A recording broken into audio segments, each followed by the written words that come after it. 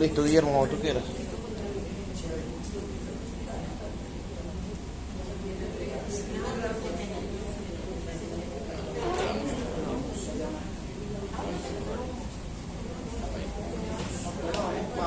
Buenas tardes.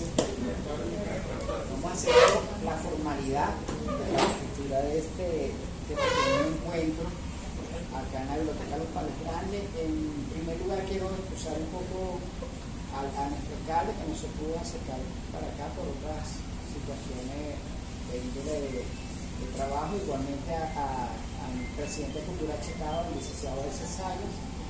Pero bueno, aquí estamos, una vez más en un encuentro con la Sultana del Lago, con nuestro amigo Luis, y un poco porque este espacio hoy está inaugurando, como se dice formalmente, sus actividades.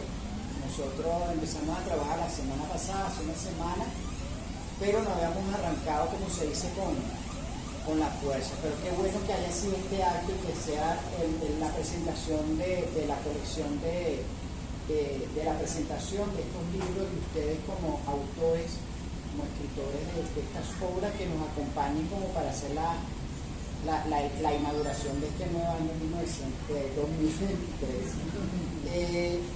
Yo quisiera un poco, pequeñito, robarme un espacio para vender un poco lo que tenemos acá dentro de la biblioteca. La Biblioteca Los Palos Grandes, como muchos de ustedes conocen, es un espacio de encuentro, un espacio para que estos momentos se hagan amenos, para que estos momentos tengan realmente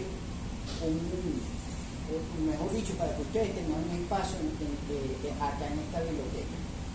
Hace 2 años nos juntábamos con que podríamos reunirnos nuevamente, sin embargo Sultana del Lago luchó y tuvimos un primer encuentro hace como un año, en abril, hace ya un año de eso, cuando todo el mundo estábamos en cuarentena, cuando todos nosotros pedíamos para que pudiéramos salir y pudiéramos pudiéramos reencontrar. Un año después, gracias a Dios, aquí estamos y esperamos seguir compartiendo con ustedes acá en la Biblioteca de Los Palos Grandes. Por eso les invito, están abiertas las puertas de la biblioteca a ustedes como escritores, como usuarios, para que nos visiten, para que puedan presentar sus trabajos. Nosotros tenemos una cantidad de actividades que empiezan, como les digo, con la bendición, con la presentación de estos libros, pero también tenemos el 14 de febrero, Día de los Enamorados. En esa semana vamos a arrancar también con actividades de lectura de poesía, un encuentro con guitarra, un encuentro íntimo con guitarra en movimiento. Es decir, vamos a tener muchas actividades. El 28, el día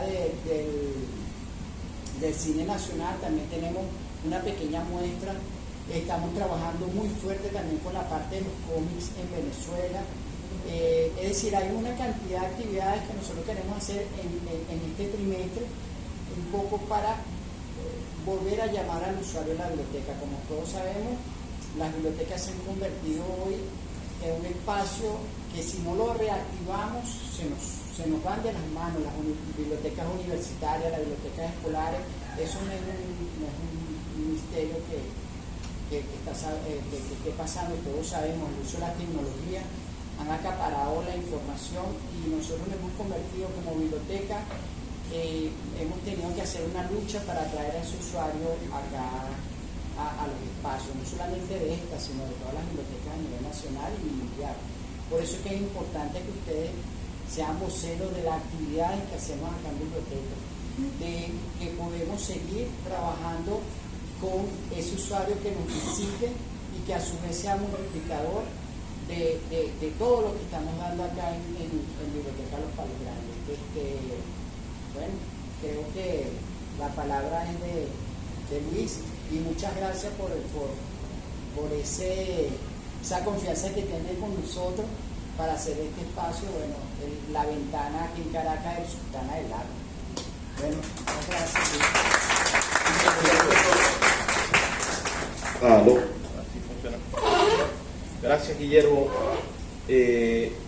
También en nombre del alcalde, que hace un momento me escribió pedir disculpas. Él quería acompañarnos esta tarde, pero finalmente no pudo asistir. aún así, gracias a Cultura Chacao, a la biblioteca, a Guillermo por su trabajo, este es un sitio maravilloso. Yo creo que no hay una biblioteca como esta en toda Venezuela. Es un espacio mágico que debería repetirse en muchísimos sitios. La biblioteca de Maracaibo, no sé si han ido, es una hermosa biblioteca, pero, y eso que lo digo maracucho es bastante, esta es casi tan bonita como la de Maracaibo.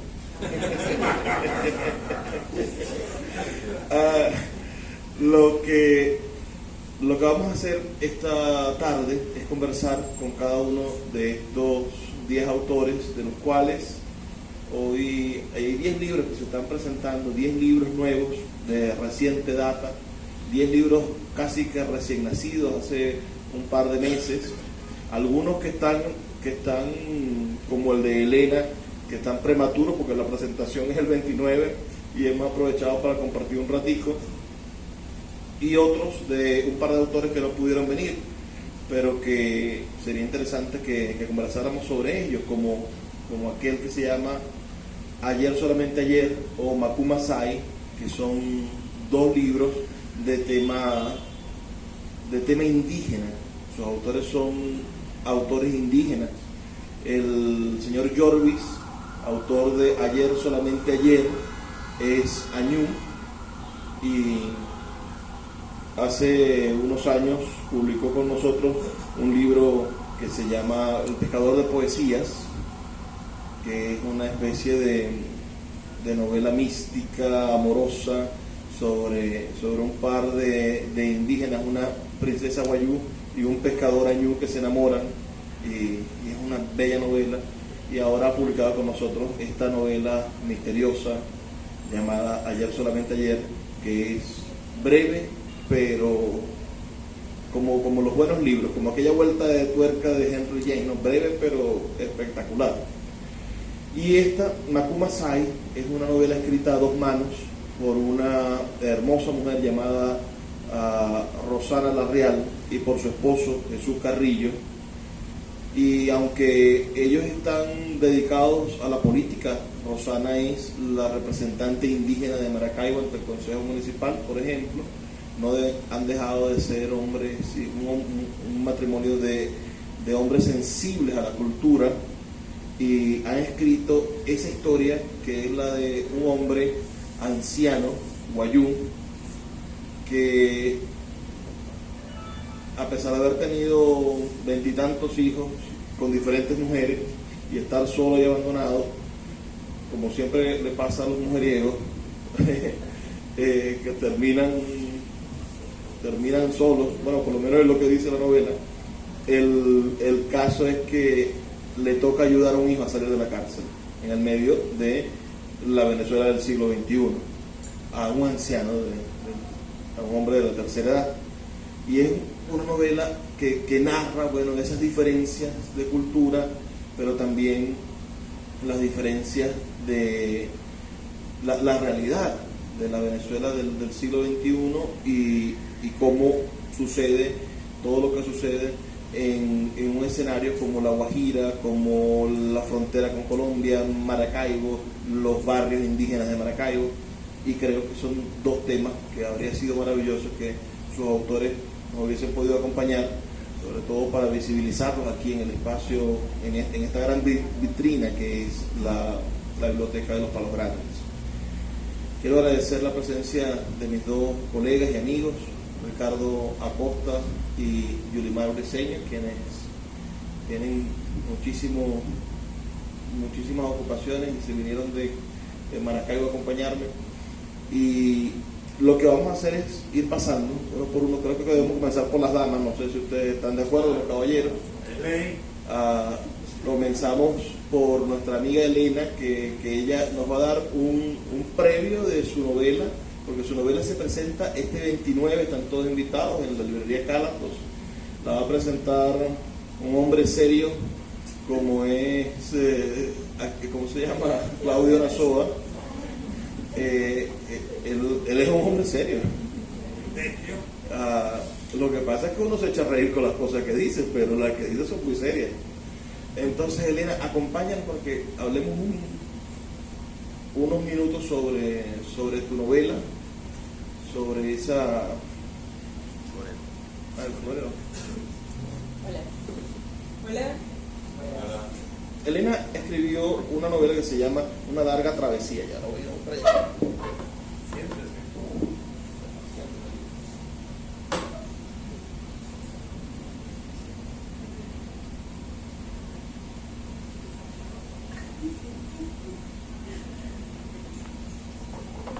Como lo dice el libro, que pareciera que no ocultara nada al título, pero es una especie de invitación a viajar. Este libro recorre una historia de amor, una historia de contemplación de la vida, una búsqueda de la felicidad, y creo que valdría la pena encontrarnos con ella. Carmen Cristina Gulf, una muy querida escritora caraqueña, escribió esta nota de contraportada que la voy a compartir con ustedes. Dice: la primera novela de Elena Ochoa, Una larga travesía, es una historia que atrapa al lector desde los primeros párrafos. Escrita de una manera diáfana, conserva un argumento apasionante. Mariana viaja de Venezuela a Italia y va a vivir a una residencia estudiantil. Conoce a Ana y ella le quiere presentar a un amigo. Cuando Mariana entra en el salón, ve a un muchacho sentado en el piso tocando una guitarra. Él se pone de pie y ambos se quedan mirando uno al otro. Se dan la mano y en ese momento se convierte en eterno. Mariana quiere que el tiempo se detenga y él no logra apartar la mirada del atractivo rostro de la joven. La vida sigue su curso y se convierte en una larga travesía de encuentros y desencuentros fascinantes, llevándonos a un bello viaje por Italia que conoceremos a través de los ojos de Mariana. Felicito a Elena Ochoa por esta novela, que estoy segura que será un éxito editorial, y le auguro una larga travesía en su faceta como narradora, porque Elena además es artista plástico. Entonces, hoy estamos hablando del libro, cuando podemos decir además es escritora, hoy además es artista plástico. Elena, háblanos un poco de tu experiencia en Una larga travesía. Bueno, no es como fácil hablar de las cosas que uno escribe o cosas así, ¿no? Porque yo creo que cuando uno escribe algo es como un diálogo con uno mismo, ¿no? Entonces expresarlo así como que hablando no es fácil. Pero bueno, yo creo que cuando la gente se enamora, ¿verdad?, obedece a toda una cantidad de esquemas ya establecidos incluso socialmente. Además de toda la cantidad de datos extraños dentro de nuestras sociedades, sobre todo las latinoamericanas, donde los datos estables son dados por las novelas, donde la gente después de sufrir, de ser maltratada, de dejarla ciega, la meten presa, le meten los pies para que se caiga, se reviente los dientes. Entonces finalmente logra establecer una relación con esa persona con la que sufrió tanto, ¿no? Ay, finalmente es feliz, qué bueno. O sea, entonces es como realmente, o sea, ¿qué es lo que se quiere de una relación? O sea, porque una relación tiene que ser complicada o porque tiene que ser siempre como un problema de poder, yo puedo más que tú o yo soy más que tú o lo que sea. Se establecen como muchas cosas. Entonces es como una manera como muy simple de lo que debería ser valioso dentro de una relación. ¿Por qué tiene que ser complicado? Porque el amor duele. O sea, hay una cantidad de datos falsos que la gente repite y repite y repite y hacen de eso su vida. O sea, el amor no duele, ¿por qué tiene que doler? O sea, ni que para que te clavas un cuchillo o algo así, ¿no? Entonces es como escoger la vida que se quiere vivir al lado de una persona. Y bueno, realmente en esta historia son encuentros, desencuentros de dos personas que tratan como de desarrollar su vida de la mejor manera posible, pero además tiene una cantidad de datos acerca de arte, de cultura, de diferencias, o sea, no es solamente de Italia, o sea, de un país como Japón, o sea, hay muchas cosas que son interesantes, realmente, o sea que cuando quieras está la hora. Ahora, voy a hacer, si les parece esta dinámica, 2 preguntas a cada uno y así tenemos como que para intentar ahorrar el tiempo, porque los compañeros también tienen una hora en la biblioteca. ¿Qué tan autobiográfica es Una larga travesía? Bueno, tiene bastante de eso, sí. Bueno, sobre todo cuando uno ha vivido tantas experiencias, realmente sí, tiene bastante de eso. No todo, pero bueno. Ahora yo creo... Necesito los lentes, no puedo leer. Toma. Esa es una buena excusa. No sé. Bueno, es que no es tan fácil. Déjame ver.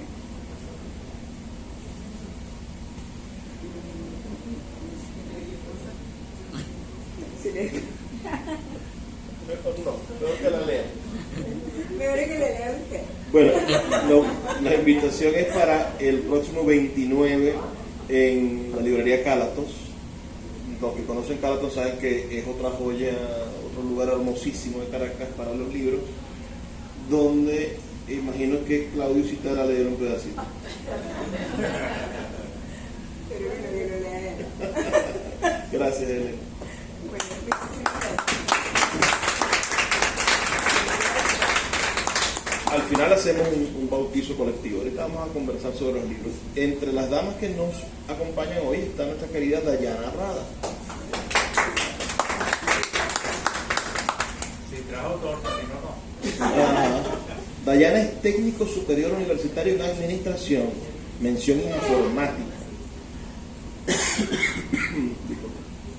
Es egresada del Colegio Universitario de Caracas. Actualmente se desempeña como administradora de la Dirección de Relaciones en la Universidad Nacional Abierta. Ha realizado los siguientes talleres.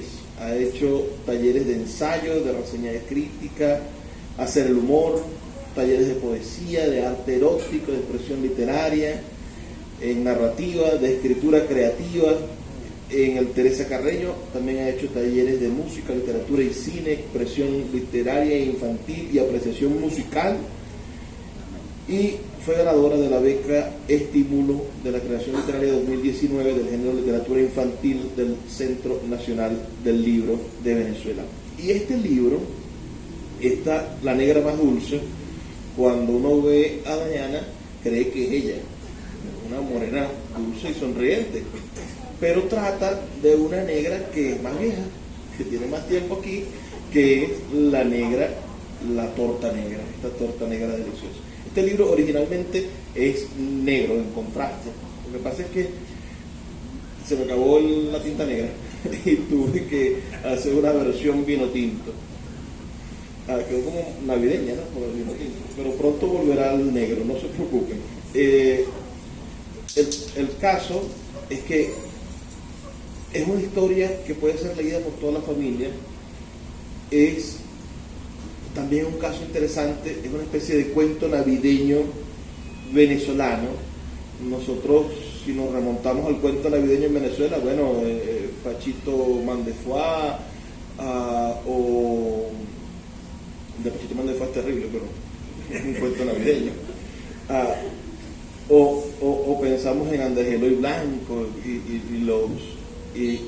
la relación de Venezuela con la Navidad en la literatura es verdaderamente limitada. Los norteamericanos tienen cientos, si no miles de libros, y cada año para temporada navideña, bueno, salen 10 libros más. Y películas navideñas. Me causa curiosidad entonces, ¿de dónde nació esta imaginación de animar? Porque es que la protagonista en realidad es la torta negra, y a ella le pasan cosas, Háblanos un poco de qué trata el libro para que los compañeros sepan Y dinos, ¿de dónde se te ocurrió? ¿Fue un sueño? ¿O por qué le diste vida a la torta negra?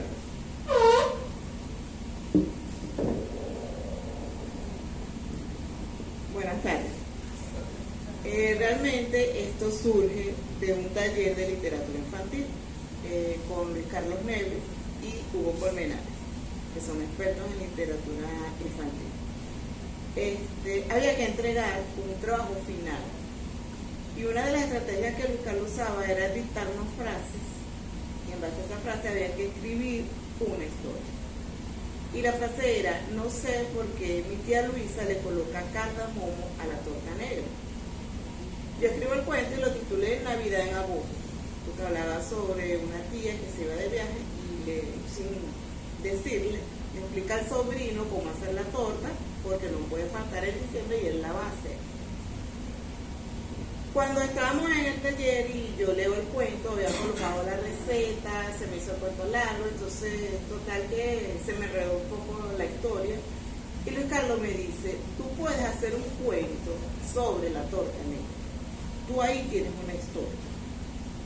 Yo empecé a darle vuelta a la idea, pero no hallaba cómo abordarla, porque la torta negra es una torta que tiene muchos ingredientes.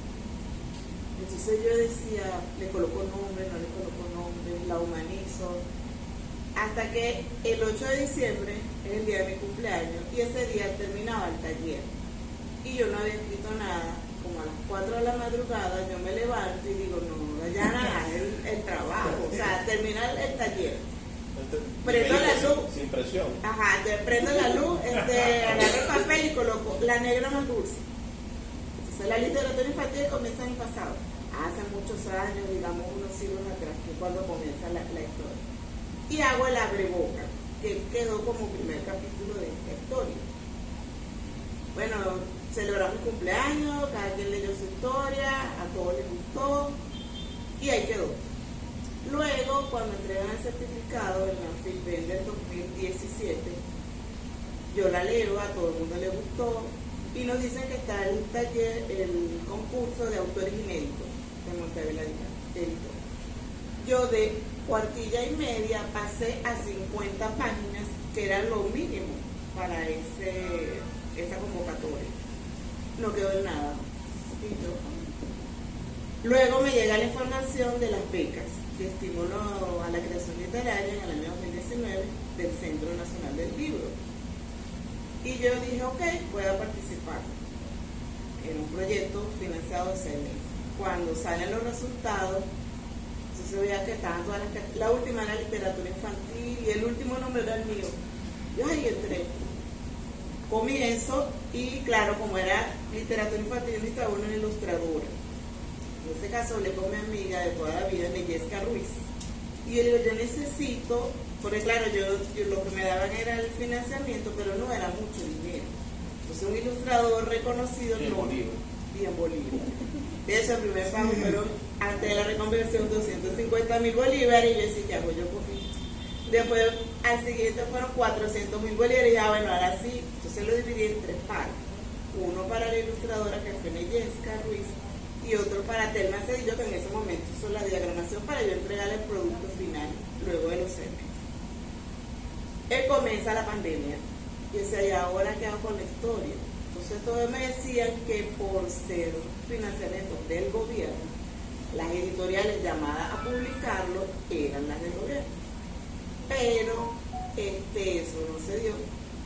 Cuando un amigo me pasa la convocatoria de Sultana del Lago, recepción de manuscritos en el año 2020 y participé. O sea, envié los dibujos de Neyesca, envié el texto, todo lo que pidieron y al año siguiente me dicen que sí, que lo van a publicar. Y yo emocionada, no firmé el contrato hasta el noviembre del 2021, que es cuando sale la historia. Pero tiene 9 capítulos y ella misma narra su historia. El abreboca es su presentación. Está el capítulo de Melada Papelón, bueno, aquí déjame buscar aquí. Bueno, como segunda pregunta es, léenos la parte más dulce de esa negra. Sí. La más dulce.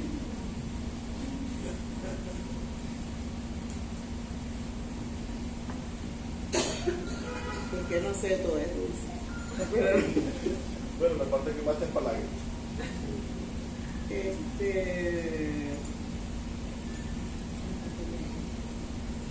Yo creo que mejor comienzo con el abrebocas. Ah, bueno. A diferencia de... Me tengo que quitar la letra para leer. Hace muchos años, digamos unos siglos atrás, llegué a Venezuela y desde ese entonces me reconocen como la negra más dulce. Algunos cronistas dicen que soy oriunda de Gales, cerca de Inglaterra. Otros historiadores aseguran que entré por las costas de Oriente, proveniente de la isla de Trinidad. Como mi origen no tiene esa actitud, creo que para darme algo de misterio, también se comenta que me trajeron de Alemania. En esa circunstancia, mi primer hogar fue la colonia Tobán. Lo cierto es que esta negra, la más dulce, llegó para quedarse. Mi época preferida del año es la navideña, que comienza, según la costumbre venezolana, a mediados de noviembre y termina el 2 de febrero, Día de la Virgen de la Candelaria. Durante este tiempo, los venezolanos disfrutan en familia de comidas, bebidas, músicas y dulces propios de estas fechas.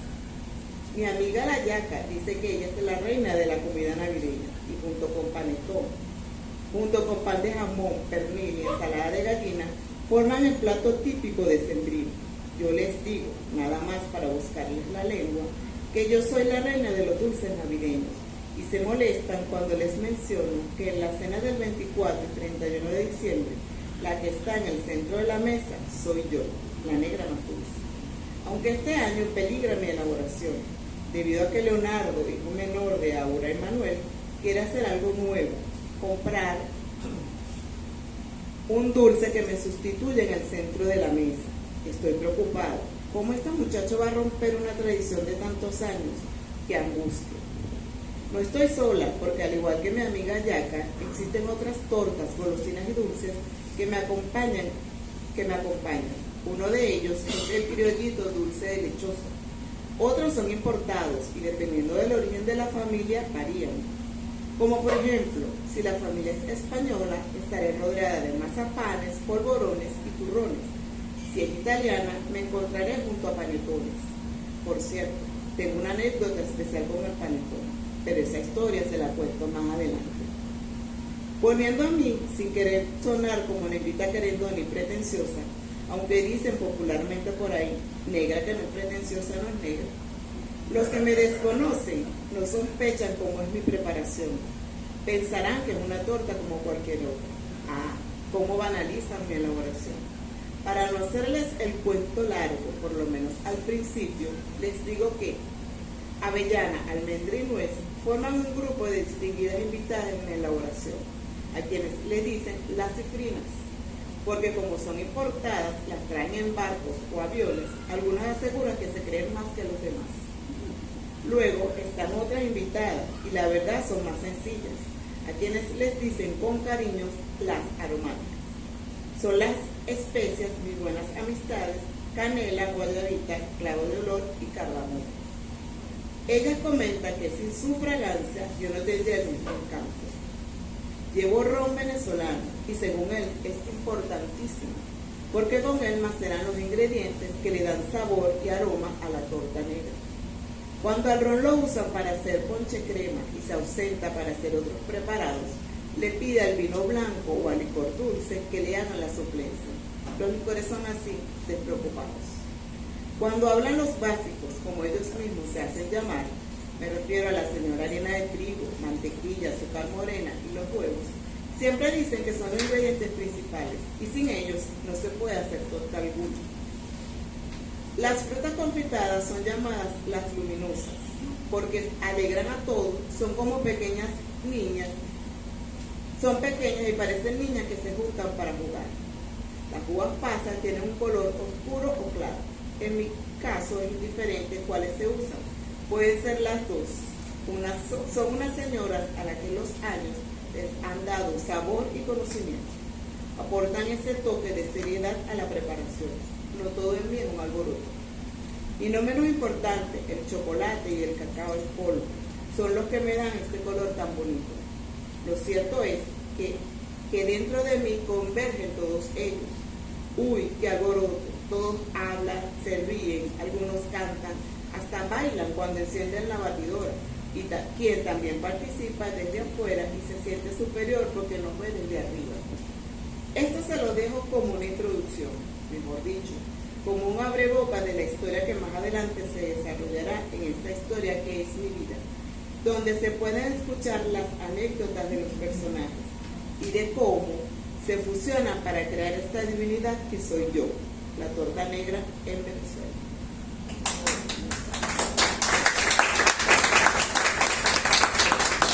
Ahora no provoca comerse un pedacito de torta negra.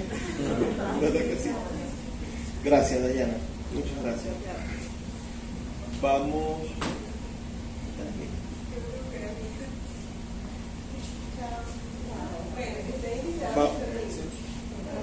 Vamos a invitar a Laura. Laura es hija del señor Juan Molina.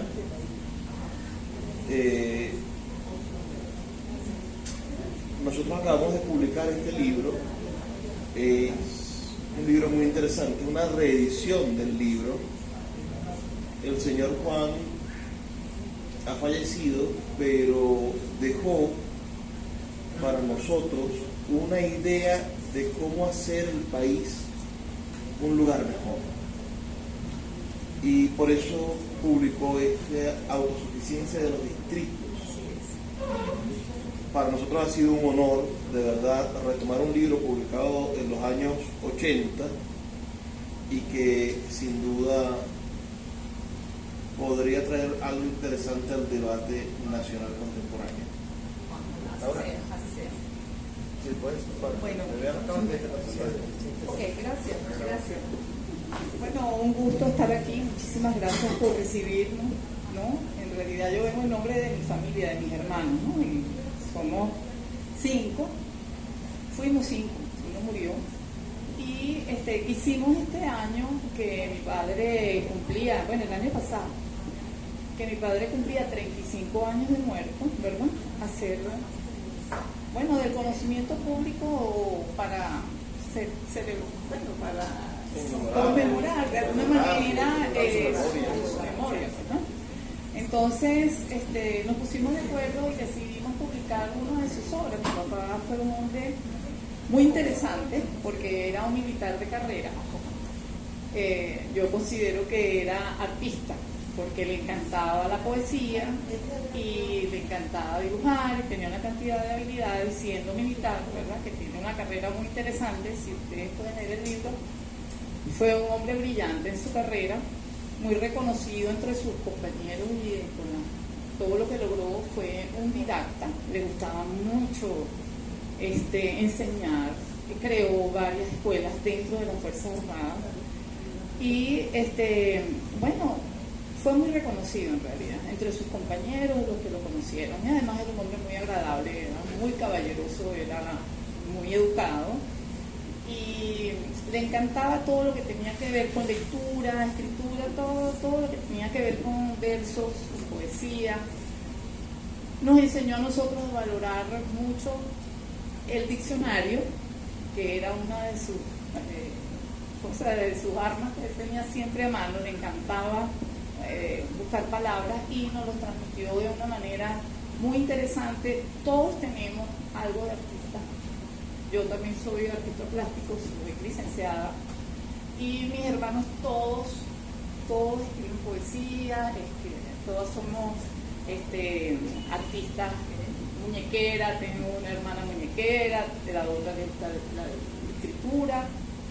Bueno, en realidad ha fomentado muy bien esa parte, ¿no? Fue un buen didacta con nosotros, nos dejó un legado para nosotros muy valioso. Cuando uno es joven, uno ve a los padres de una manera distinta a cuando ya llega a esta edad donde uno empieza a valorar cantidad de cosas y obvia los posibles defectos que pudieron haber tenido, porque todos les conseguimos defectos a los padres. Pero al final, ya cuando llegamos a esta edad, vemos que es lo humano, ¿no? Es lo que todos tenemos y todos legamos a nuestros hijos, cosas con mucho amor. y bueno, cada quien con su carácter, con su personalidad y con lo que haya sido su vida. Cada uno tiene su vida y sus circunstancias y eso genera una cantidad de acciones y eso es importante, ¿no? Entonces, bueno, decidimos que este libro, que fue una tesis de organización social, y creo que mi papá en ese sentido, porque él era un planificador, tenía muchísimas cosas de admirar, era además publicista. Mi papá es dentro de la Fuerza Armada el que inventó eso de que ¿cómo se llama? ASOL, como autosuficiencia de los distritos, abreviado por las primeras letras, ¿no? Autosuficiencia de los distritos, ASOL.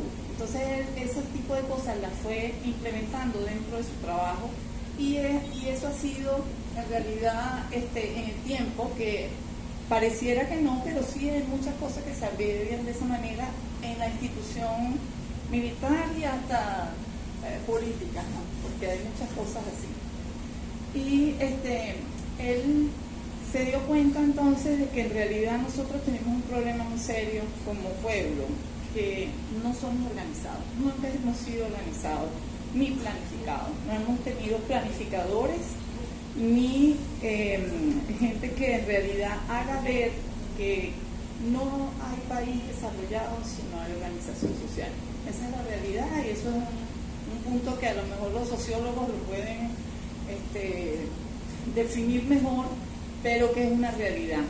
No, porque nosotros vemos que casi todos los países que podemos decir son desarrollados tienen una excelente organización social y nosotros no lo hemos logrado, y creo que eso sería un punto importante a luchar por ello, ¿no? De alguna manera, porque tiene mucho que ver con la unidad. Es como que tuviésemos todos algo en la mira, una visión a futuro, que es necesario que establezcamos como un cordón umbilical, una conexión entre todos, porque hay cosas que son prioridad. Hay cosas que lo primero que uno tiene sí es verdad, la familia, los hijos, el amor, pero su país es una prioridad. Para mi papá su país era muy importante. Él lo veía como algo vital. Fue un luchador por su país. Mucho de su tiempo lo dedicó a eso y nosotros consideramos que era muy bueno dejar este legado en un momento en que en realidad el país sí es verdad que exige planificación y organización de parte de su pueblo, ¿no? Bueno, entonces se lo dejamos en manos de ustedes, la Sultana del Lago, que ha sido para nosotros muy importante el apoyo que le ha brindado, que nos ha brindado, ¿no? Y bueno, y ahora también a la biblioteca, porque ha sido importante para nosotros que ustedes puedan sentir pues estas cosas que nosotros queríamos mostrarle a nuestro padre, y que bueno, que así pueda ser que ustedes lo leyeran, lo conocieran, vieran su trabajo muy sencillo, muy fácil de leer, con mucha sencillez, pero tiene una base muy interesante y bastante simple para que uno entienda de qué se trata y qué era lo que él quería mostrarnos ahí. Así que bueno, agradecidos todos los cinco, porque mi hermano no está, pero también está. Gracias, Laura, muchas gracias a tu familia. Gracias. Okay. Bueno, ahora vamos con los caballeros. Y podríamos hacerlo en orden decreciente o ascendente. Si le pregunto, ¿Quieres tirarme una moneda? podemos entonces, vamos a invitar a Alejandro, que él no tiene canas sino en la barba. Alejandro, este año cumples 70, ¿no? Este es el de los 68. Alejandro ha escrito esta genialidad que se llama Félix Roger. Este libro no es solamente lo que estamos acostumbrados en el mundo de las artes plásticas, que es ver el estudio de un catálogo, que son de los más nobles tienen 2 o 3 páginas y los menos, bueno, una cuartilla y alguna cosa técnica, ¿no? Esto verdaderamente es un estudio de la forma de ver la pintura a través del existencialismo que toma a Félix Roget para desarrollar un método y para proponernos una forma de ver el arte y de relacionarlo. Félix Roget es un artista plástico zuliano que vivió mucho tiempo en Francia, y de relacionarlo con una crítica al arte contemporáneo, porque se hace, a pesar de que se presenta la obra de Roget y las características que tiene, para intentar definir a Roget su búsqueda del rostro, de la feminidad o del abstracto, de la no cosa. En esa búsqueda también se define todo el arte que se estuvo haciendo en los años 70 y 80 y hasta en los 90, y es una especie de revisión del arte contemporáneo. Este libro es un honor para Sultana publicarlo, porque sin duda nos mete en la responsabilidad de publicar libros de arte, que es algo que hemos querido hacer siempre, y este es un buen pie para comenzar a publicar libros de arte. Te pregunto lo que te pregunté en la exposición: ¿por qué hacer un libro sobre Félix Roget? Buenas tardes, agradezco la nobleza de la invitación, poeta Luis, agradezco la presencia de ustedes. Resulta que yo a Félix lo conozco desde 1971 aproximadamente. Estábamos comenzando a estudiar en la Universidad Central de Venezuela, y él estudiaba en la escuela Cristóbal Rojas. Para ese entonces había muchas inquietudes de nuestra parte como jóvenes, y parte de esas inquietudes era que había toda una ambientación en el arte de la época muy cinética, muy abstracta, y nosotros siempre compensábamos la necesidad de ir a la figura, más allá de que posteriormente eso haya sido de pronto retomado o lo hayan otra vez dejado de lado. Y en el caso de Roget estábamos en esa necesidad de darle importancia al individuo, pero en esa ambientación también política y marxista que había en la época, necesitábamos también vincular el aspecto social, pero también necesitábamos vincular el aspecto ecológico, pensamiento un poco más ecologizado. Entonces tratábamos de vincular individuo, sociedad, especie. Para ese entonces no había método para eso. ¿Por qué? Porque todo se veía en compartimentos de Estado. Lo que es individual corresponde simplemente a la persona, a la psicología. Lo que era social, a la sociología, antropología, etcétera, economía. Y la parte ecológica era algo que estaba un tanto, diríamos, promocionada por el mundo de la contracultura y de los hippies. Bueno, resulta que en el trasfondo de todo esto teníamos que volver otra vez al individuo, y nosotros no pensábamos que eso iba a ser así, pero teníamos que volver al existencialismo, pero no íbamos a volver al existencialismo al estilo Sartre o al estilo, diríamos, Merleau-Ponty o cualquiera de esos autores famosos del entonces, sino al existencialismo interno, o sea, al insistencialismo, no al que está fuera del ex, sino el interno. Y para ello era necesario hacer una espeleología del alma. Suena así un tanto extraño, pero yo necesitaba, por lo menos cuando veía los cuadros de él, adentrarme en el espelayo de él, así como un arqueólogo, y ver sus cavernas, las cavernas del alma, que se van a manifestar en obras figurativas. Y esas obras figurativas eran de una inquietud tan grande que en el fondo tal vez lo que buscaba Roger era pintar al deseo. Entonces eso es difícil. Yo necesitaba un método para eso. Y bueno, toda la casualidad, como todo, lo conseguí. No es que con eso se va a solucionar los problemas del mundo, ni nada por el estilo, sino que conseguí la manera de vincular la creación artística en sus determinismos sociales, económicos, individuales.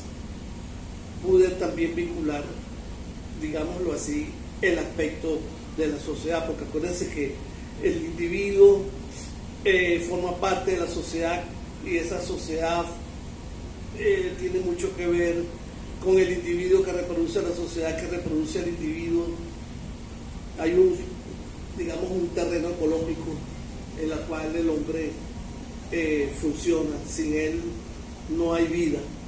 Entonces, viéndolo desde esa perspectiva, caramba, lo que busqué entonces era ver ese aspecto del deseo, pero y si se dirigía a la figura, a la existencia, ¿era la existencia que nosotros veíamos así normalmente? No. Era la insistencia de Félix en un trabajo muy profundo y muy doloroso, porque lo que estábamos viendo era un acercamiento, o digamos, un momento donde casi, a pesar de que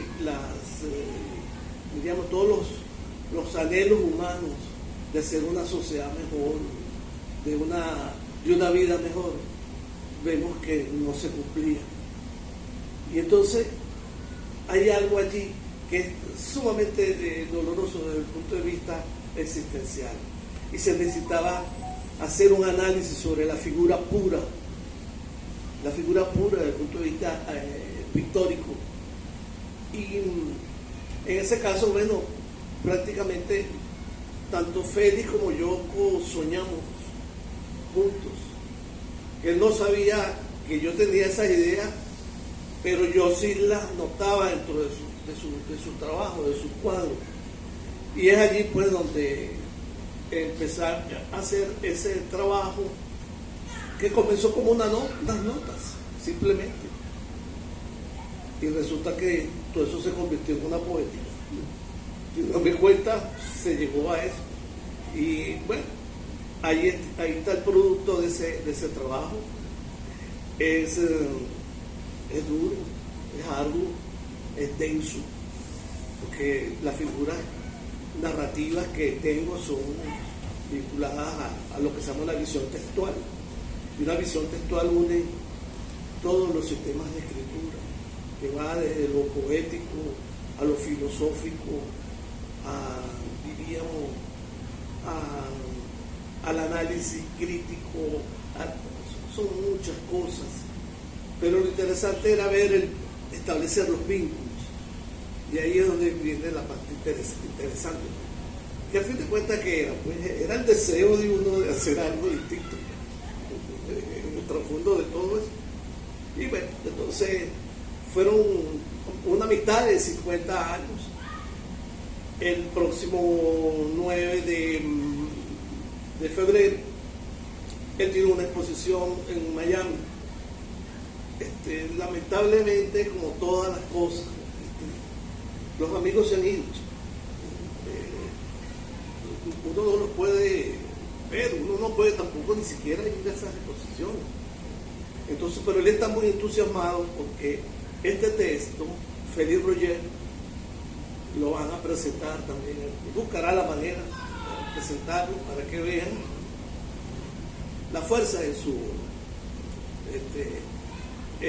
Supongo pues que lo va a lograr, porque él es muy tenaz y caramba, y también le gusta la polémica. Entonces yo creo que lo va a lograr. Amén.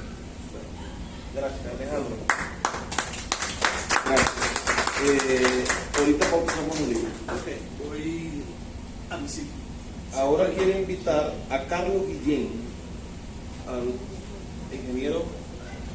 Salió el ingeniero. Yo para Maracaibo. De vuelta, mira.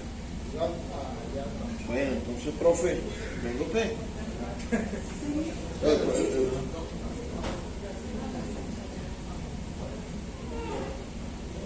Profe, acérqueme. Tiene una mano. Cuando yo recibí este libro, el libro se titula IAP. Yo tuve que aprender. Y cuando aprendí de qué se refería, me di cuenta de lo importante que es esta propuesta que hace el profesor. Porque en este país parece que las investigaciones, los investigadores, hacen esos trabajos en las universidades simplemente por acumular títulos o para cumplir requisitos, y este tipo de investigación de verdad se plantea un proceso de transformación con la investigación que se hace. Si en Venezuela nosotros nos diéramos a la oportunidad de aplicar la investigación a acción participativa, y más como lo plantea el profesor Rubén Flores en este libro, creo que las universidades pasarían de ser, bueno, hoy las cenicientas de la educación, a ser los puntos de ignición de la transformación social nacional. Profe, ¿cómo comenzó usted en la investigación de acción participativa? Y háblenos de este libro, ¿de qué lo motivó a escribirlo? Bueno, muy buenas tardes. Gracias. Gracias, amigo Luis, por esta oportunidad y este apoyo que nos da, en este caso, a nosotros los investigadores y también a los escritores. Muchas gracias por ello. Bueno, mira, yo soy profesor, investigador, soy especialista en metodología, y en el año 95 empecé el área de investigación como tal, investigación social. Por allí, en el año 96, si no me equivoco, 97, surgió en la zona de Oriente, en Carúpano, una matanza de delfines. Yo en ese entonces pertenecía a un grupo de ecologistas, como profesor de biología que soy profesor de biología y de química. Entonces formábamos parte de una organización llamada Bioma. Allí nos fuimos, un grupo de ecologistas, ambientalistas, biólogos, nos fuimos a indagar, a investigar sobre esos sucesos que se estaban dando acá en Venezuela, sobre todo en la zona de Oriente, lo que es la zona de Carúpano y Río Caribe. Entonces fueron 3 meses allí, y la relación con los pescadores, las comunidades de allá, del sector de Carúpano y Río Caribe, y bueno, eso me dio muchas ideas. De hecho, estaban 2 amigos sociólogos y nos vinculamos, y allí empezó la idea de la investigación acción participativa. Es decir, este es mi quinto material. El primer material fue lanzado en el 2013, ¿ok?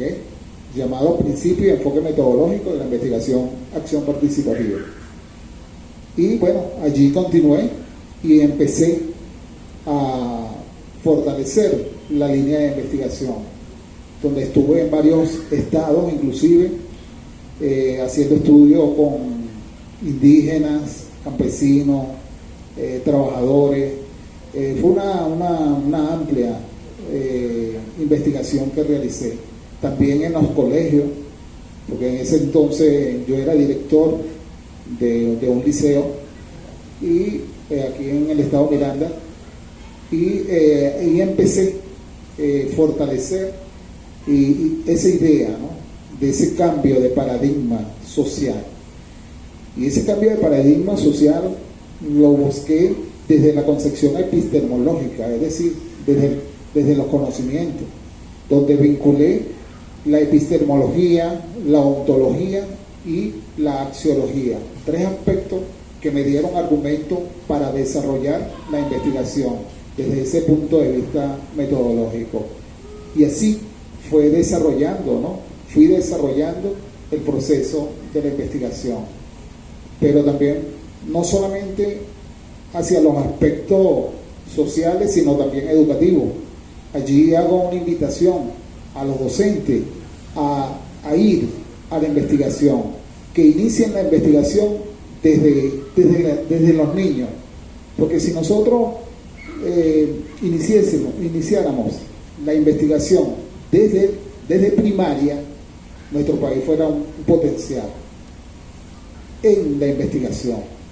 Y esto es un llamado también académico, porque como tú lo mencionabas hace un momento, aquí hay trabajos maravillosos de investigación, hermano, maravillosos. Aquí hay tesis de grado, tesis doctorales, trabajos de grado maravillosos. Pero ¿dónde están ellos? Están en las bibliotecas, convertidas en letras muertas. Entonces, no podemos seguir académicamente desarrollando proyectos, tesis, y todo queda allí. Hay que buscar de romper ese esquema e ir hacia nuevos paradigmas sociales, que la misma sociedad intervenga en su proceso participativo de la formación de la idea, de que ellos sean capaces de analizar e interpretar su propia realidad. Ese es el sentido de este material que estamos presentando hoy. De verdad que agradecido por la confianza, profesor, porque nos ha brindado la oportunidad de traer este nuevo libro al debate académico sobre la acción y participación. Para cerrar, una pregunta breve. ¿A quién va dirigido exactamente? ¿Quién podría ser el usuario final de este libro? Este libro va dirigido a estudiantes de pregrado, a estudiantes de posgrado, a estudiantes doctorales, a trabajadores sociales, a investigadores sociales, incluso sociólogos. Bueno, esto va dirigido de hecho a estudiantes de bachillerato en la elaboración de sus proyectos. Va orientado hacia el docente también. Esto es un recurso didáctico dirigido sobre todo a los profesores, al docente crítico, al docente que realmente tiene esa visión de transformar ese proceso de enseñanza-aprendizaje. Allí va dirigida este material. Muchas gracias.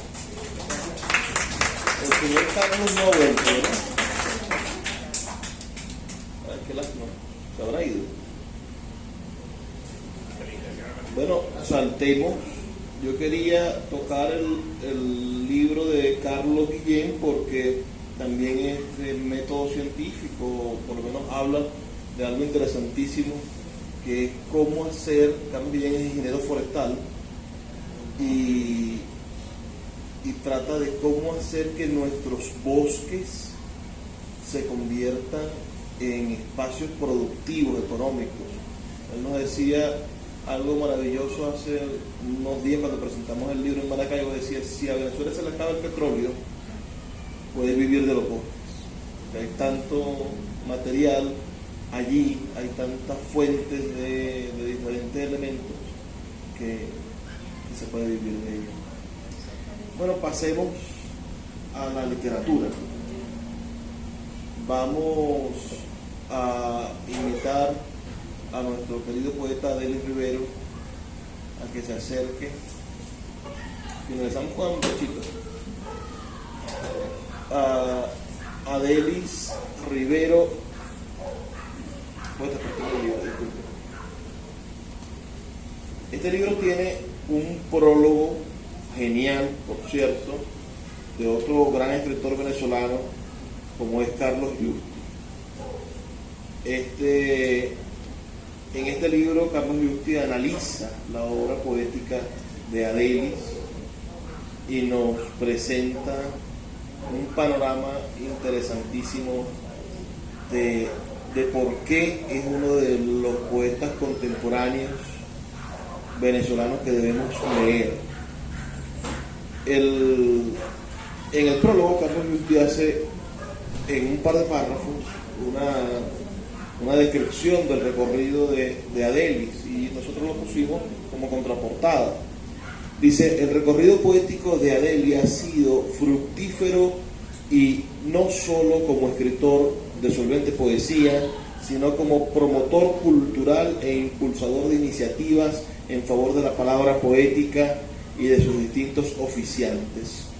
Su nombre está ligado a la revista Poesía del Departamento de Literatura de la Universidad de Carabobo.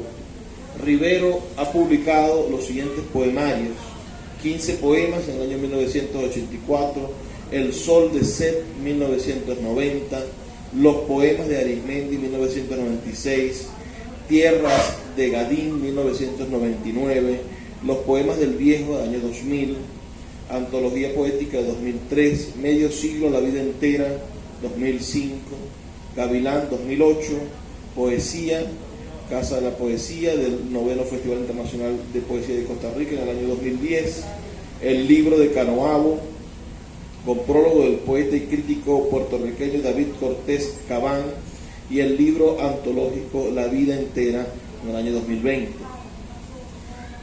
Half a Century, The Enter Life del 2009, versión en inglés de Sam Hamill y Esteban Moore. Poemas, antología editada en Costa Rica en el año 2009, Compañera en el año 2012, Poesía Carré, Poemas queridos del 2006, versión al italiano pensé que era francés, de Emilio Coco, publicado en Colombia. Su poesía se ha traducido al inglés, portugués, italiano, alemán y francés. Se encuentra incluido en diversas antologías, tanto nacionales como internacionales. Y yo me tomé una frase muy alegre del prólogo, que me gustó mucho esa frase.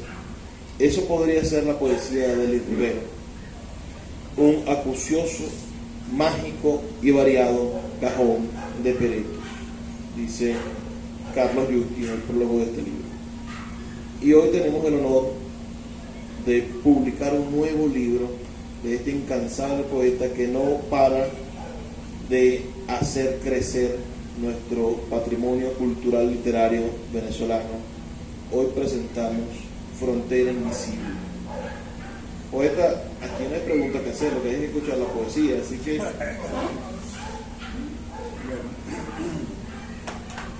Gracias, Luis, gracias a todos ustedes por estar acá presentes, y gracias a este espacio extraordinario. Y me alegró mucho saber que llevaba el nombre de Eugenio Montejo, a quien, bueno, conocí desde la infancia. Eugenio estuvo muy vinculado a Valencia, a la Universidad de Carabobo.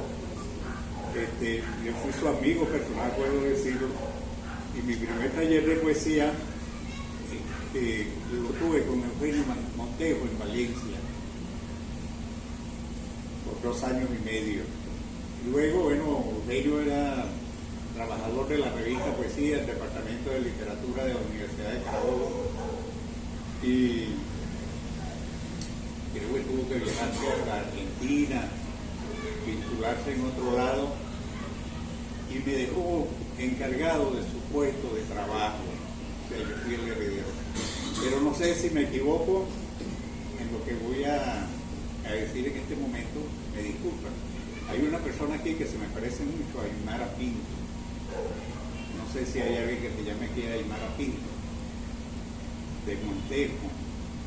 No, bueno, así estoy más libre, que es la esposa de Eugenio, pero usted no es Aymara. Es usted, no ella, la de delante de usted, no es Aymara, era la que está detrás de, bueno, es idéntica, es el roble de la esposa de Eugenio Montero. Se me pareció mucho. Bueno, muy contento con esto, bueno, de estar en esta sala de lectura de Eugenio, que es muy bonita, pero estar así un poquito dolido con los caraqueños, que son muy caraqueños, porque les gusta que nosotros en el interior los invitemos a todas las actividades, me refiero a los poetas, a los escritores, y cuando uno los invita, que vienen del interior a Caracas, no asisten a las cosas de uno. Y no es por falta de información, porque esto ha tenido mucha información que yo les he hecho llegar personalmente. Es un poquito así de sentirlo estando aquí en Caracas. Pero yo me las cobro cuando lleguen a Valencia. Bueno, la poesía mía está muy vinculada al llano. Yo soy oriundo de Arismendi, estado Guarina, de Guadarrama, precisamente, y pasé mi infancia en una finca de mi padre, una finca muy grande llamada El Gadín. Ahí me desarrollé toda la niñez, montando caballo, conviviendo con la experiencia de los llaneros, y eso, bueno, hace que mi poesía esté muy vinculada al llano y tenga ese lenguaje, ese idioma, esa estructura del habla llanera. Posterior a eso, bueno, yo me vengo a Valencia, muy joven, que estudiaba bachillerato, y me encuentro con los poetas de Valencia, que es un grupo de poetas bastante fuerte de la literatura poética del país. Está Vicente Gervasio, Ida Granco, Teófilo Tortolero, Eugenio Montero, Reinaldo Perezón, y Rafael Cadena estudió en el Liceo Pedro Guard de Valencia durante muchos años, y Juan Sánchez Peláez fue jefe del Departamento de Literatura de la Universidad de Carabobo, también en Valencia. Entonces, bueno, de allí viene mi poesía, con ese reencuentro con el llano.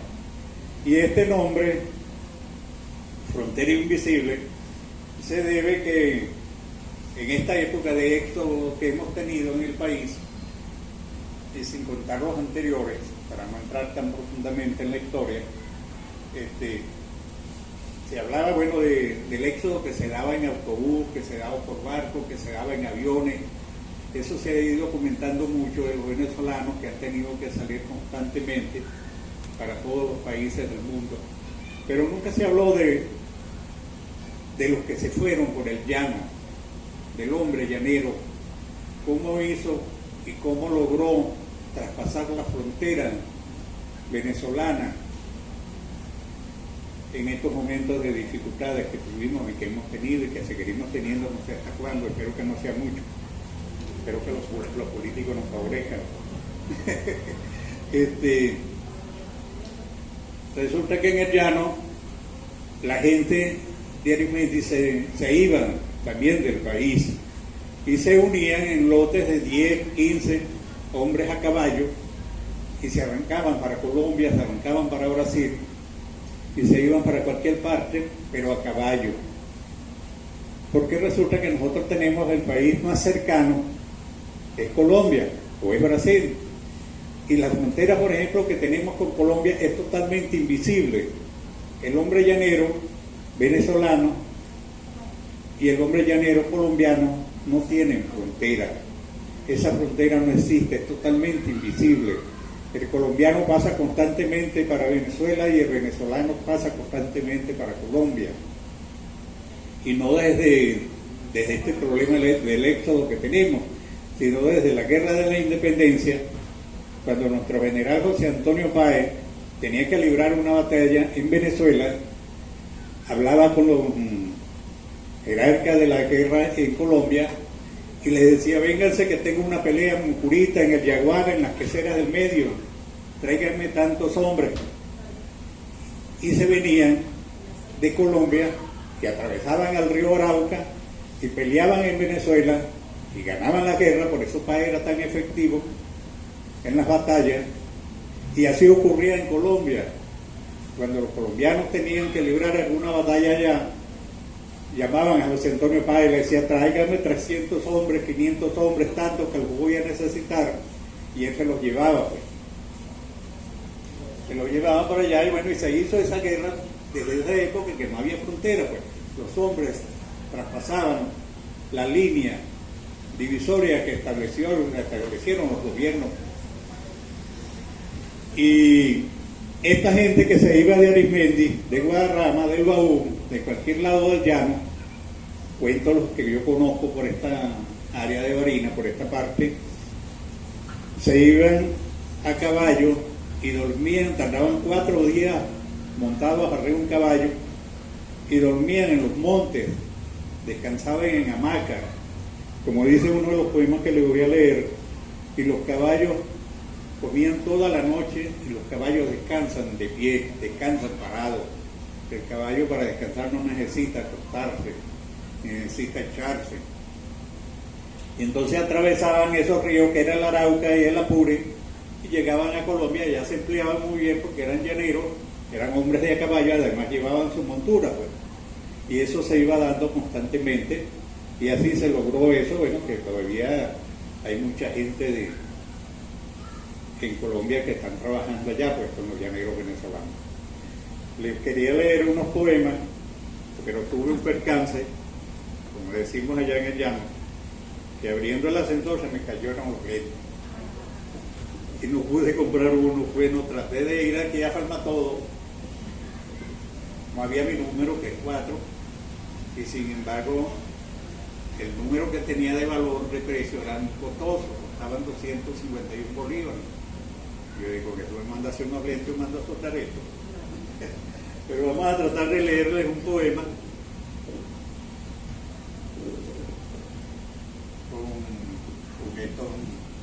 con estos lentes que no veo muy bien.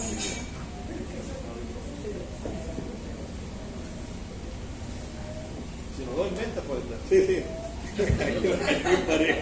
Vamos a empezar por Fronteras Invisibles, que le da título. Dice: nos fuimos al país más vecino en el mapa. Cruzamos la frontera a caballo.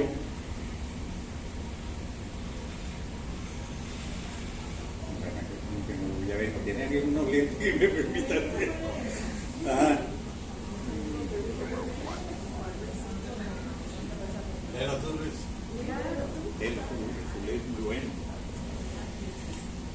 Nos fuimos al país más vecino en el mapa. Cruzamos la frontera a caballo.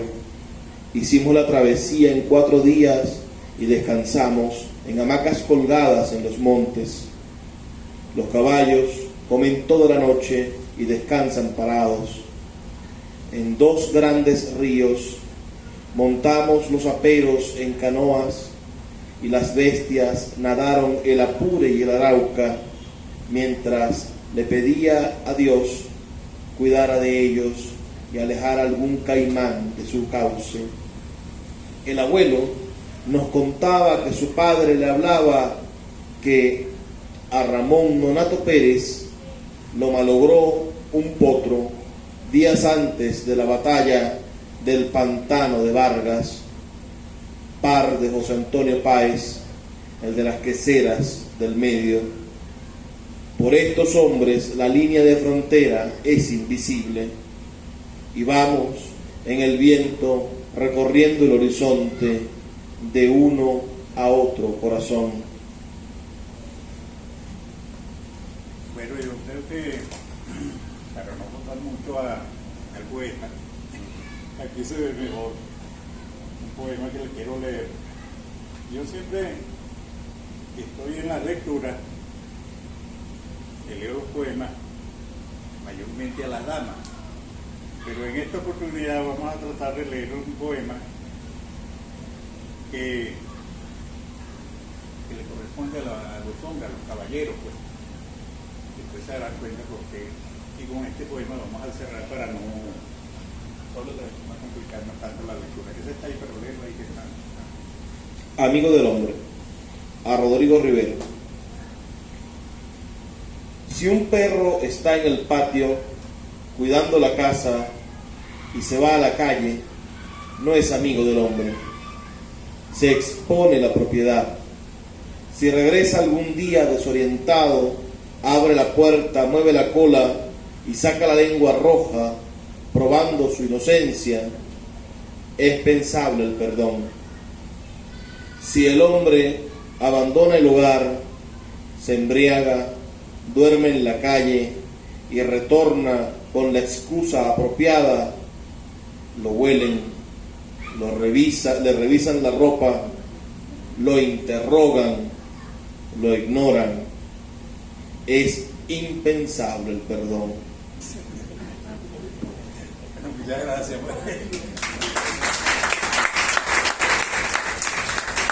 Y ahora, para no ver el señor Carlos, para finalizar, nuestro amigo, el joven promesa, ya no es promesa, por Dios, tiene 2 novelas publicadas, 2 libros de cuentos, 3 poemarios. Es un hecho, mi amigo Pedro Mazzaroni y su Capital 2. Pedro, la pregunta que te hago todo el tiempo. Ya sé que poemario 1, 2 y 3, que ya hemos publicado, ya está listo el poemario 4. Y el 5. Y el 5. Creo que el 6 recién. Y Capital son cuentos. El primer Capital, que está aquí, son 15 cuentos breves sobre la locura urbana, digamos. Y este Capital 2 son 16 cuentos. ¿Está listo Capital 3? No, no está listo. Háblanos de los cuentos. Coméntanos un poco cada relato y por qué deberíamos leer Capital 2. Bueno, buenas tardes. Capital 2, yo lo hice basándome en 4 temáticas, hice 4 cuentos de cada temática. Comencé con los 4 elementos de la naturaleza, hice un cuento por cada elemento. Después pasé a 4 situaciones con mujeres e hice 4 cuentos con 4 situaciones con mujeres diferentes. Después pasé a 4 filosofías, como son la estoica, el escepticismo, el cinismo y lo epicúreo, y hice un cuento con cada filosofía. Y por último agarré mi diccionario de símbolos y saqué 4 palabras al azar e hice un cuento con cada palabra. Entonces son 16 cuentos que hice en el 2021. Todavía estoy haciendo los otros nuevos para estar haciendo manuscritos que vienen en febrero. Y bueno, tiene mucho, aquí atrás dice que tiene mucho de contemporáneo, y es verdad, porque lo de las filosofías están como contrapuestas con lo actual. O sea, el cínico, que viene de la palabra perro, cínico viene de la palabra perro, tiene mucho que ver con el animal del perro, pero basado en la actualidad, pues tiene mucho de lo actual en la filosofía que describe. Y las mujeres también son situaciones actuales, no hay mucho de cosas así muy románticas ni de, sino más que todo como juvenil, pues como más llevadero hacia ese toque propio del autor, que no es una persona muy vieja, que se diga. Bueno, Pedro, léenos tu cuento favorito del libro, ¿te parece?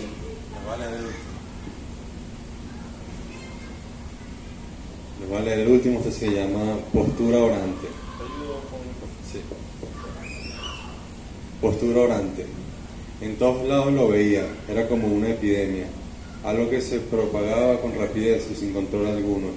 Lo veía en la iglesia, no solo por parte del clérigo, en el museo escondido en cuadros de antaño como en obras nuevas, en la televisión por parte de actores, como también por parte de informantes y que no, en los periódicos, en fotos y descripciones, en los artículos, hasta en las redes sociales donde influencers y demás personas se unían a este movimiento. Todos, sin excepción, hacían una postura orante. Sus amigos hacían la pose, sus familiares también, los desconocidos igual. Para cualquier lado que viese estaba la pose. Él no entendía el porqué. A todos le preguntaba qué pasaba. A todo lo que él decía siempre obtenía una respuesta, por respuesta la misma postura, la postura orante. Así fue que dejó de salir. Ya no iba a la iglesia, ya no salía con amigos, dejó de ver a sus familiares, incluso dejó de salir de casa para no toparse con desconocidos. No más periódico, no más televisión, solo escuchaba música y cocinaba. Empezó a ver por su ventana hasta que se dio cuenta de que los árboles también lo hacían. Los árboles hacían la postura orante con sus ramas. La postura consistía en poner los dos brazos a la altura de los hombros. Esta era la señal que recibía del mundo. Esa era la señal que todos hacían. Con sus palmas hacia el cielo o hacia adelante, todos se mantenían en la misma posición frente a él. Cuando él estaba, no podía discernir si los demás actuaban normales o no. Cuando él no estaba, no podía discernir si los demás actuaban normales o no. Pero era obvio que ante su vista todos recitaban la misma postura. Le parecía que todos imploraban el don del cielo. Era como si todos quisieran ser sacerdotes. En la era en la que todos son sus propios salvadores, cada quien era su propio pastor. Pero era obvio que esto desafiaba a Dios. Algunos hacían la postura sonriendo, otros la hacían llorando, otros pocos serios y otros pocos también la hacían con los ojos cerrados. Todos tenían algo por lo que pedir ayuda y todos esperaban algo mejor. Algo mejor. Con el progreso de la tecnología y las comodidades siempre se podía estar mejor. En todas las fotos que se tomaban era esa la postura. En fotos de primera comunión, de boda, fotos carnet, para los anuarios, fotos personales, grupales, fotos de todo tipo, haciendo la postura orante en todos los posibles sitios, cascadas, casas, edificios, castillos, iglesia, biblioteca, estudio, en la plaza, en la calle, en el transporte, en el espacio, en todos lados. Incluso a los muertos le ponían esta postura. Los ataúdes eran de mayor tamaño para este propósito. Él no entendía nada. Él no lo entendía, no tenía nada por qué pedir, lo tenía todo, aunque poco, nada le faltaba. Tanto en lo básico y material como en lo espiritual estaba satisfecho. Sin salir de su casa y en gran confusión, él tuvo un sueño. En su sueño, la Virgen María hacía esta misma postura. Fue entonces cuando él también la comenzó a hacer. Salió de su casa y a cada persona que veía le hacía la misma postura. Se tomaba fotos haciendo la bendita postura. Se divertía en verdad y todos tenían un mismo propósito verdadero, cumplir con sus sueños. Esperar algo, sentirse parte de algo, formar parte de algo. Toda la humanidad empleó la misma postura sin importar religión, raza, color o etnia. El habla fue dejada en segundo plano.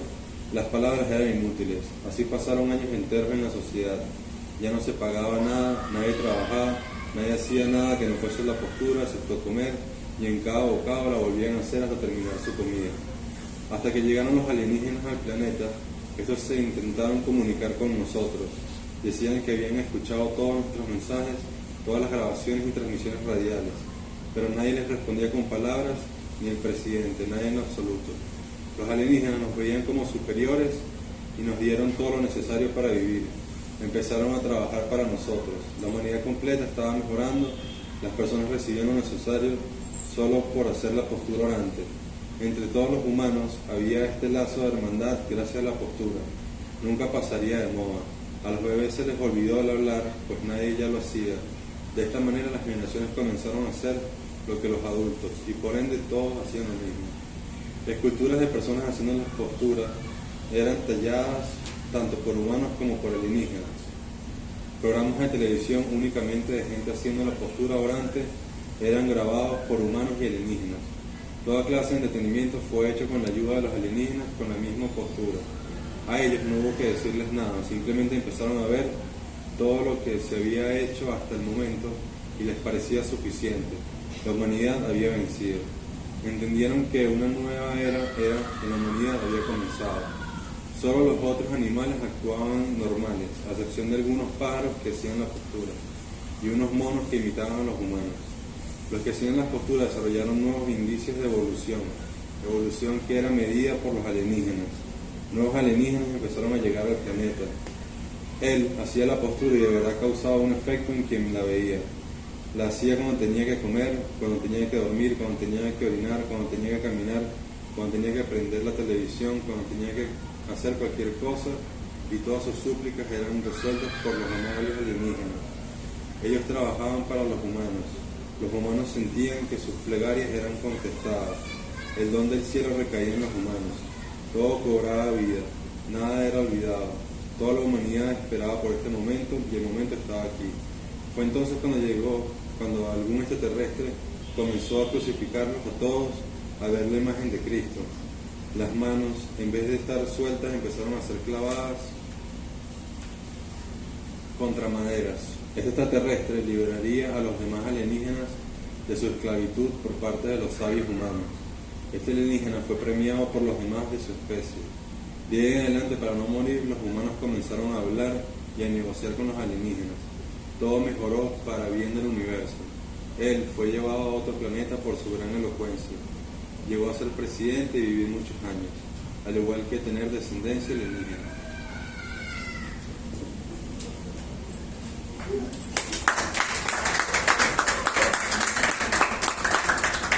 Gracias, Pedro. Vamos a ponernos de pie para hacer un bautizo de estos libros. Y con esto damos por concluida esta jornada aquí en la biblioteca de los Palomares. El señor Carlos no volvió. Yo creo que se fue para acá. Vamos. Laura, ¿nos puedes acompañar? Adelante.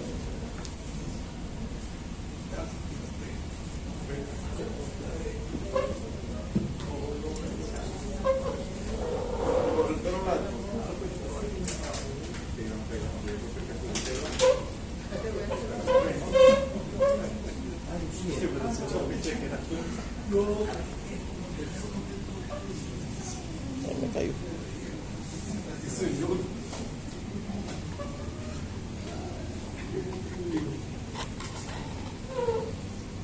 O sea que ustedes se conocen de atrás.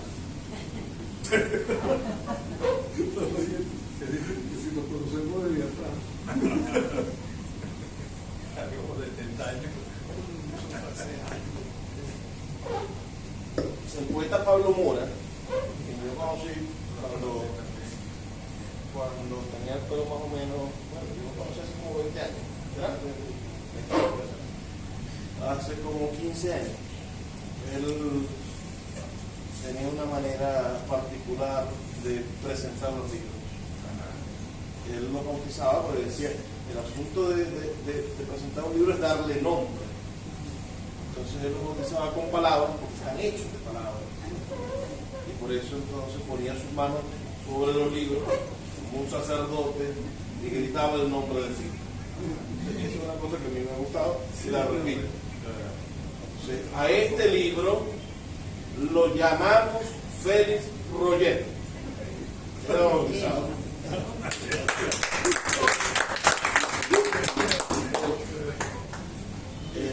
tuyo. Y a este que tenemos en la que tiene aquí en la mano de Rivero, en nombre de la poesía lo llamamos Frontera Invisible. Bien.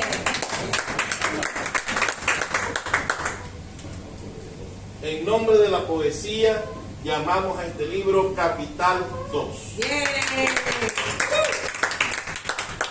¿Es más difícil? En nombre de la poesía, de la academia, de la investigación, de la búsqueda del conocimiento, llamamos a este libro IAP, Intensificación para la Transformación. En nombre de la poesía, de nuestras tradiciones, de la alegría de los niños y de la imaginación dayana, a este libro lo llamamos La Negra Más Dulce. No lo confundan con La Negra Más Dulce que lo tiene en la mano. En nombre del amor de sus hijos y de este país que tiene que reconocer a los hombres que han escrito, nosotros a este libro lo llamamos Autosuficiencia de los Distritos. Gracias a todos por acompañarnos.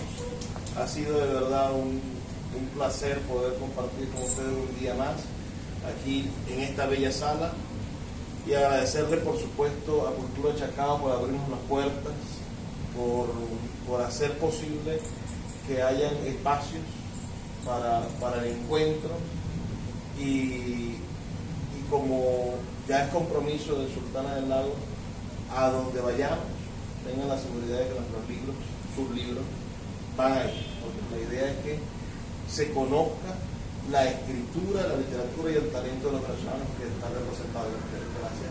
Y a ustedes, gracias.